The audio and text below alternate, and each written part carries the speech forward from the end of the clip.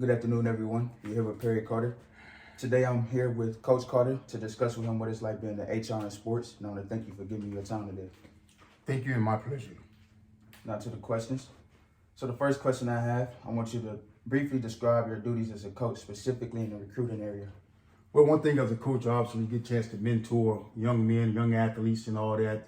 I want to make sure they reach their academic standards as well. But the lifeline of football program and all that is recruiting. Recruiting is the lifeline. So that's one of the biggest part of the job is going out finding professional student athletes that have the grades, that qualify with NCAA qualifications and also university requirements as well. And then you go from there, then you start looking at ability from that standpoint.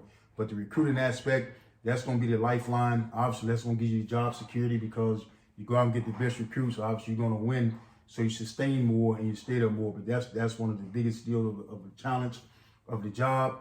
A lot of people don't understand. They think coaching is just what they see on Saturdays, but it all starts with the recruiting process. I mean, that is the most vital part of it. And so recruiting is a huge, huge aspect.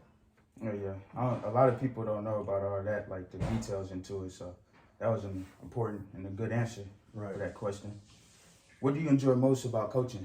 Well, I get a chance to stay around the game of football, but most importantly, I get a chance to mentor and tutor young men. I get a chance to see those guys grow up and mature from they come in as freshmen until the time they leave. You know, pouring into somebody's life and everything really makes a huge difference. And then seeing those guys have success on and off the field. But the biggest part, I would say, just being a mentor to those guys and being there for those guys and seeing the transition of them. So that's the thrill of my job. Oh, yeah, that's good. So since you have a high, what would be your low? Like the least thing about the job?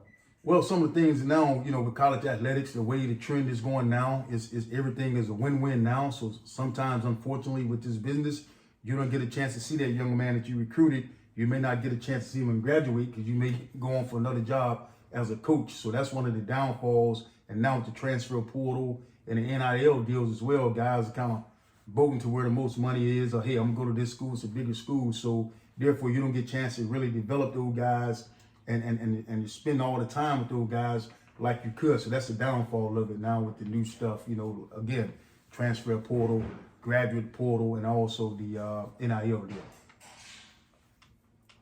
What made you choose this profession, and how long have you been in it? Well, coaching always been a passion. I was blessed to be a player, played at the highest level, got a chance to play in the National Football League. One day, unfortunately, you always got to hang the cleats up. You can't play forever, but I figured coaching, I can get in and teach young men what I've learned to help them get there like I did. But obviously, just doing that, was real good. And, from there, I would say, from the coaching side of it, you get a chance to be around the game the whole time. You get a chance to see guys have success. You get a chance to see guys have falls. But you there to pick those guys up and teach them how to work through adversity and all that. That was one reason I got into coaching, helping other kids. And how long have you been in this profession? And I've been doing it now for 18 years. I've been coaching on all three levels for 18 years now. That's a pretty long time. Right. If you had advice for anyone wanting to coach, what would it be? Well, first of all, you got to make sure you give your family to know, the dedication and the time that it takes. Coaches work long hours, a lot of hours. I mean, your day can go from 14 to 18 hours a day as a coach, and there's no such thing as weekends off. It's 7 days a week.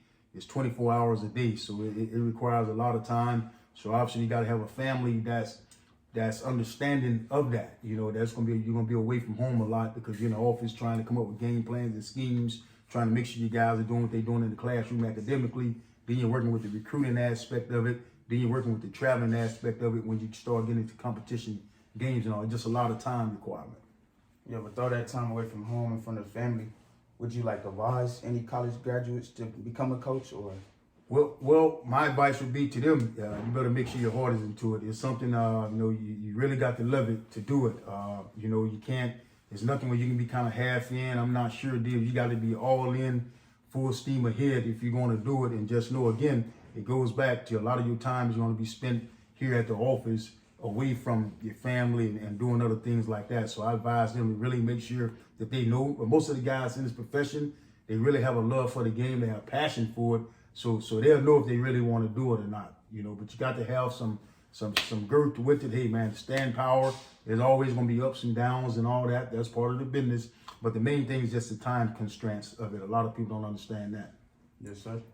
And there are 4 basic attributes in the HR department. So we got ability, personality, values, and motivation. So as a coach, how do you handle each attribute? Well, ability-wise, obviously you want to get the best guys, out there. The guys that have the most ability. Obviously, that's who you want. From that standpoint, that goes back to recruiting. Can we get the best guy, but he also, he aligns with the standards academically of the university, but he also has the best ability as a football player.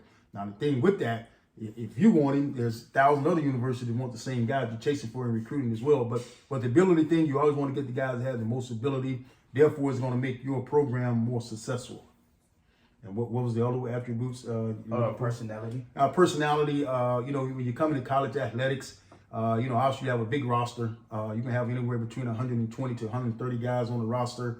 That's including scholarship players, 85, including walk-ons and all that. So the deal is that's going to be a big pile of personalities. It's going to be different personalities. Some guys are going to be introvert guys. Some guys are going to be life of the party guys. Some guys are going to be in between. So you as a coach, as an authority, you got to be able to, how can you mesh all the personalities together in one room on one accord so those guys can play their very best, the highest level at the very maximal that they can be with the personality. So personality traits is going to be, it's tough sometimes trying to get all those guys in jail because everybody's not like everybody else. Your personality is totally different, but getting those guys in jail, but it's a fun thing as a coach. You have different ways. You do team building stuff with you guys and all that to bring all the personalities together so they can mesh well together. Yes, sir. What about the values? Well, the values are one thing, obviously I would like all of them values to align with my core values. My core values are honor, courage, and commitment. Those are near and dear to me, but everybody's not going to have those same core values. So what I do, I set core values for the room, for my position group. And what we do, we all strive to meet those values. These are values for the room. So now bring us all on the same page, making sure we all have the same, all values aligned with each other. Oh, that's good. That's real good. And what about in the motivation aspect? Yeah, motivation aspect of it. Some guys are going to be self-motivated. At this level, some guys have different dreams. Some guys want to go to play in the NFL. A lot of times, those guys are going to be more self-motivated than some guys, hey, man, I just want to go to school, so I play college football and graduate and go do my thing. But my thing as a coach is motivate them all. How I do that? By inspiring those guys, regardless of what you want to do. NFL, common workplace, corporate America, whatever it is. My deal is inspire those guys to be the very best that they can be in everything. So motivate those guys as well. So therefore we all on one accord. Yes, sir. And academics plays a big part from all the way middle school up. No pass, no play. And a lot of players, they think just because they had the talent, they can get around not doing the work, not passing. So how do you address grades with your players? Right. Well, first off, that's the reason why all of them are here, because if they didn't have academics, they wouldn't even be here. Like you said, academics is a huge part. That's the most important thing because they got to have the academics just to get into the university because there's university guidelines. And so what we do continue on the academic pace. Once they get here, what I do for my room personally, we go set a goal. Hey, man, here's where we want our position GPA to be for this semester, whatever, right? And so now what we do, we have academic people, we have academic advisors, academic tutors that they meet with every day of the week. And then what we do, we meet with the advisor once a week. Typically it's on Thursdays. You go through every guy. Okay, where is he at academically? Is he above? Is he right on the mark? Is he below the mark? What can we do to get him there to the mark? And I have weekly checks with those guys. I get a syllabus of all of them classes where they have tests, exams, and everything when papers are due. And so what I do every Monday, those guys have a slot where they sign in to come see me every Monday, and we go, hey, here's what you got to do for the week. You're on the test, so I stay on top of them like that too. Because if he failed in academics, he can't play. Then if he can't play, that's not good. Go back to ability. The best ability is availability. So we need all those guys to be available. So my job is, what I do is make sure those guys stay on top of academics, so therefore they can all reach their academic goal, which is to graduate. That's my plan for those guys. That's what we tell their parents when we recruiting. Hey, your son gonna leave here better than when he came, and he's gonna leave here with a degree. I respect that answer. So for your players and everyone around you, how do you govern the welfare and safety for them? Well, first of all, that goes by teaching and coaching correct fundamentals. Just say tackling. I happen to be a defensive coach, so that's a good question. I go in tackling. So the safety and concern for my players is I need to make sure I teach the correct form of tackling. Make sure his eyes up, head up, see what he hit, not using the crown of his helmet, you know what I mean, bend at the waist, near leg, near shoulder, head across. So if you teach proper techniques, it really brings the risk of guys getting hurt way down, and that keeps the safety of the game too as well. Also, the strike zone going against the opponent offensive guy, you know, when you're not taking headshots and all that. So therefore, not only keep those guys safe, but it keep my players safe as well. So that goes to teaching the correct fundamentals as a coach.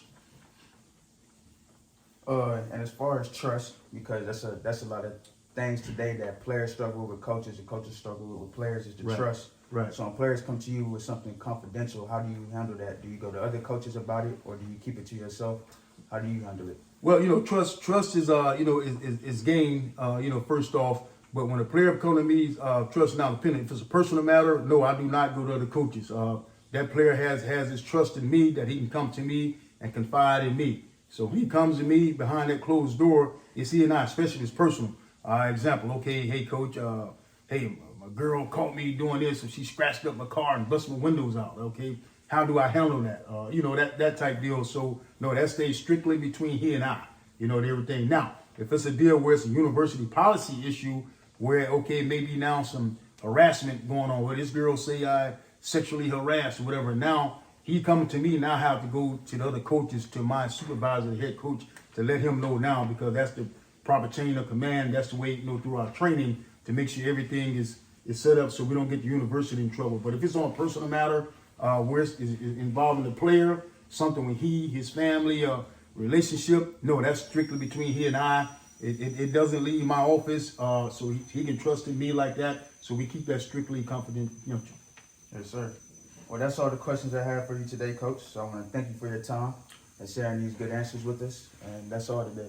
Well, thank you for having me. It's always good to give insight. You know, anytime you talk about the coaching profession and that type deal, a lot of people don't understand in it. Like I say, they think people just show up on Saturdays, but it's a lot of work that goes into it. But the main thing is a mentorship. You know, you mentor young men, and hopefully they can be better when they leave here than when they came. But I really appreciate you. You had some great questions and everything, so hopefully that gave you the insight that you needed. And thanks for having me again.